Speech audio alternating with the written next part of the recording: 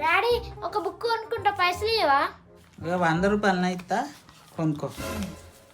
సరే డాడీ.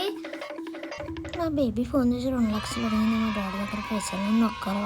అమ్మ daddy book అనుకుంటాడు, 100 రూపాయలు వచ్చిండే, పైసలు రాదు నీ దగ్గర ఏమైనా ఉంటే. ఇక 1000 రూపాయలు ఇస్తానా ట్యూషన్ ఫీజు కట్టి మిగిలిన అన్న కొనుక్కో. సరే అమ్మా.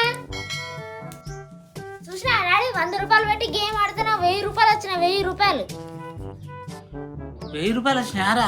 ఇటు 1000 రూపాయలు ఇటు. ఏంద్రా 1000 రూపాయలు తీసుకున్నావు? నీ దగ్గర ఉన్న పైసలన్నీ అలా బెట్టులో పెట్టేస్తా, 2 లక్షలు చేస్తా. వద్దురా బాబు, ఉన్న పైసలు పోతాయి, ఏమొద్దు. అట్లా అనుకుంటే ఈ 100 రూపాయలు కూడా పెట్టడం కాదు డాడీ. 100 రూపాయలు పెడితే 1000 రూపాయలు వచ్చినాయి. నీ దగ్గర 2 లక్షలు ఇచ్చినావు అనుకో, 12 లక్షలు అయితే అవి మనం ఎప్పటికే లక్షాధికారులం కావచ్చు. 12 లక్షలు వస్తే కారు కొనుక్కోవచ్చు. ఇద్దాం.